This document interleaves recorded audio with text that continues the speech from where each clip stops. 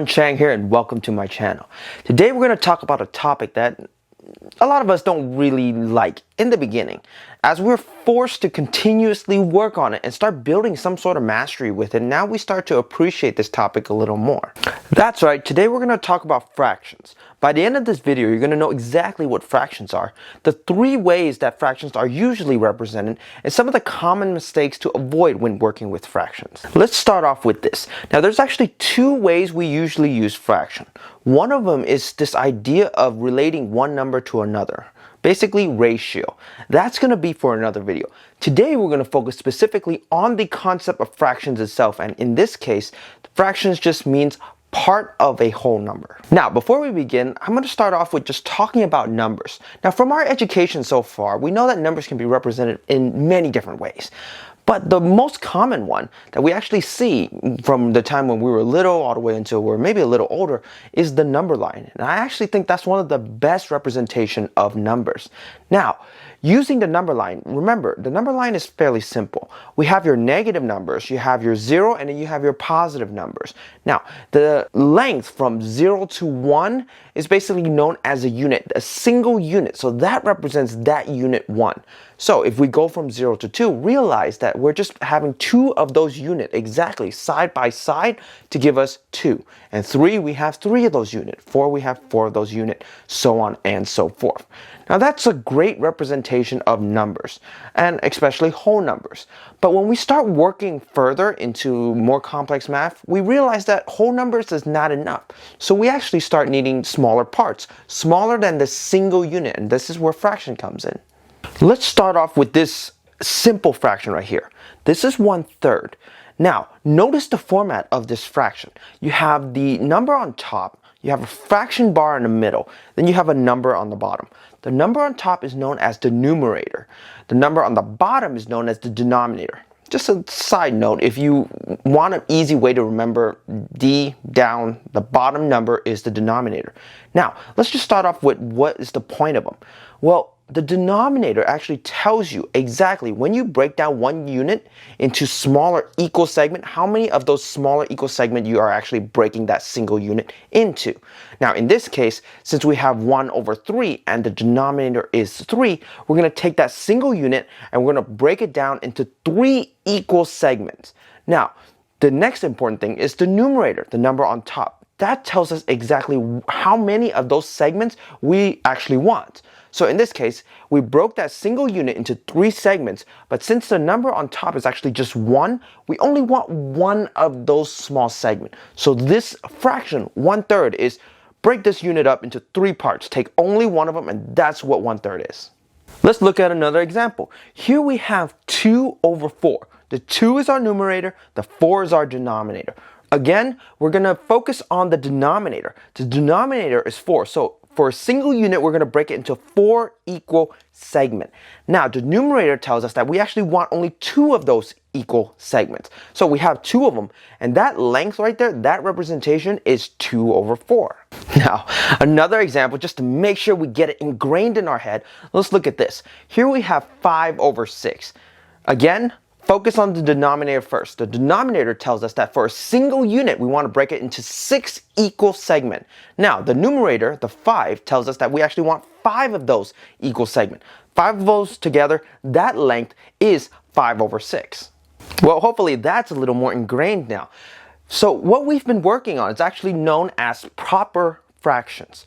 Now, you guys can sort of guess what proper fraction is. The number on top, the numerator, is smaller than the number on the bottom, the denominator, which sort of makes sense. Remember, we want parts of a whole unit, so we want smaller segments. So if we break it into however many equal pieces, it only makes sense. We want less than the total amount of equal pieces because the total amount of equal pieces is just 1. Now that's proper fraction. But after that, we actually have 2 other representation. We have what is called improper fraction, and then we have mixed fraction. Let's talk about improper fractions.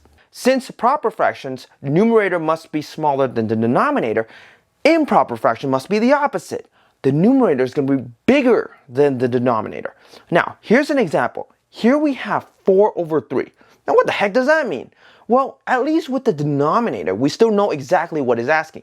It's saying that get those individual 1 unit and break it into 3 equal segments.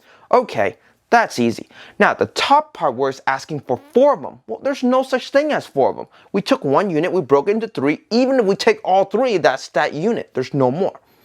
Well, in this case, we're actually working with multiple units. So 0 to 1 is 1 unit, and guess what? 1 to 2 is another unit. So we're going to get 2 of those. And now, again with the denominator, we're breaking it into 3 equal segments each. So this is broken down into 3 equal segments. This is broken down into 3 equal segments. And then from there, now we have a total of 6 equal segments. We only want 4 of them. So we're going to take 4 of them. Right? So it's going to be, after we take 4 of them, clearly we have one single unit because, well, 3 of them makes one single unit. Now we have one more of those equal segment that we're going to take, and that right there is our 4 over 3. Well, another example here, we have 8 over 4. Well, we know this is an improper fraction, so the numerator is clearly bigger than the denominator. So that means we might need more than one unit. Let's just look at what it's asking first. The bottom, the denominator, is saying that for every unit, we want to break it into 4 equal segments. That's okay. We can do that. Now the top is saying that we want actually 8 of those equal segments. So 1 unit is not enough because if we break it into 4 equal segments, we have 4 right there. Now we take another unit. We're going to break it into 4 equal segments. All right, now we have a total of 8. What does 8 over 4 mean then? Yes, we want 4 segments from that one unit, 4 segments from the other unit as a total of 8 units. We care about all 8 units. So 8 over 4 is what? Actually, it's just another representation or another way to write the number 2. As you can see, that can get a little annoying in that, we're always looking at improper fractions. We don't really know what it means until we break all the units down and figure out how much we really need.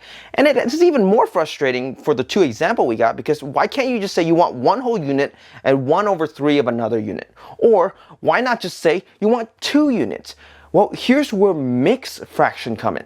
Mixed fraction allows us to intuitively, very easily see exactly how many units, how many segments we want without having to go through all that trouble and trying to understand the improper fractions. Let's talk about the format of mixed fraction, but first let's just start off with another improper fraction. Here we have 13 over 4.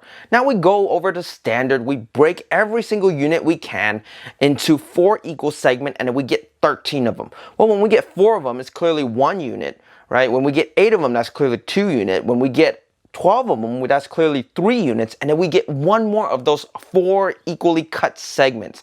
Now, that's 3 units and 1 of those 4 equally cut segments. So here is an example of mixed fraction. We have 3 and 1/4. That large number 3 is telling us exactly that is 3 units, 3 whole units that we want. The 1/4 is now telling us, now out of the segments of 4, we only want 1 of them. So here it is, 3 whole units and 1 out of 4 of those equally cut segments. Another example here, we have 7 over 5, which is not great. We want it in mixed fraction so we know exactly what we're talking about. Well, 7 over 5, we're breaking the individual units into 5 equal segments. We're getting 7 of them. Well, if we get 5 of them, that's clearly 1 unit. Now we have 2 of those remaining 5 units left. So here we have 2 over 5. So our mixed fraction is just 1 whole unit, 2 of those smaller 5 equally cut segments. Yes, we love mixed fraction because conceptually we can see it right away. We understand exactly what we want. But how do we change improper fraction into mixed fraction? Well, hopefully at this point you sort of have an intuitive idea. And if not, that's entirely fine. Let's just go over exactly how we do that. So with an improper fraction, what you're going to do is you're going to divide. You have your top number, let's just look at this example, 13 divided by 4. Well, once you divide 13 by 4 and ignore the decimals, we're not talking about decimal. I know some of you guys love it a lot, and I love it too, trust me. But no, ignore the decimals right now. 13 divided by 4 is actually 3 with a remainder 1. Ha, remember remainder? That's right, remainder plays a role here. 3 with the remainder 1. So 3 is our whole unit. The 1, you can guess, was that 1 over 4. Now, that 1 was that remainder, and the 4 was the original denominator that we were working with. So 1 over 4 is our mixed fraction. Well, the other example is 7 over 5. Now, in this case, divide again. 7 over 5 is just 1 remainder 2. Well, 1 is our whole unit, 2 is now our numerator, and 5 was our original denominator, so our mixed fraction is 2 over 5. Now, while all this seems very simple, let's cover some of the most common mistake when working with fraction. Now, first and foremost, we have grown up with the idea that the bigger the number is, then clearly it's a bigger number, right? But with fraction, that's actually slightly different. Now, for example, if we have 1/2 and 1/3, well, the denominator for the bottom of 1/3 is 3. The denominator for 1/2 is 2. Clearly, 3 is bigger than 2, so 1/3 should be bigger than 1/2. Well, that's not necessarily the case. Remember what fractions are. We're breaking a single unit into smaller equal segments. So at this case, it only makes sense that if you get a single unit and you break it into 2 equal segments versus if you get a single unit and you break it into 3 equal segments, one of those segments from the 2 is definitely going to be bigger than one of the segments from the 3. Now, from that common error, actually it spawned another common error that a number of us fall for.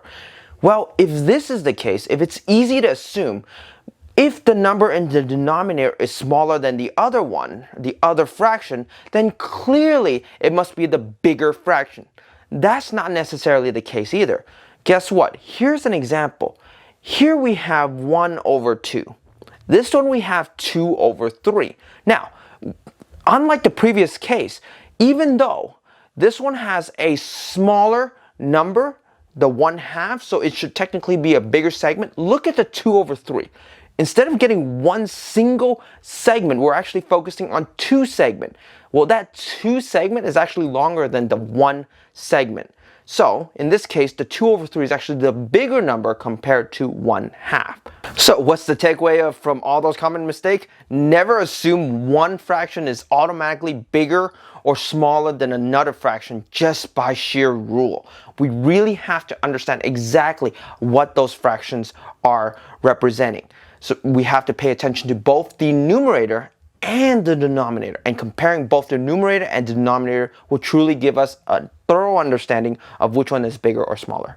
Now, that was the beginning of fraction, but we need to be solid on this basic foundation, so let's practice. 1. Just a keynote, I will have the answers in the description for those of you guys who are curious and want to check your answers. 3.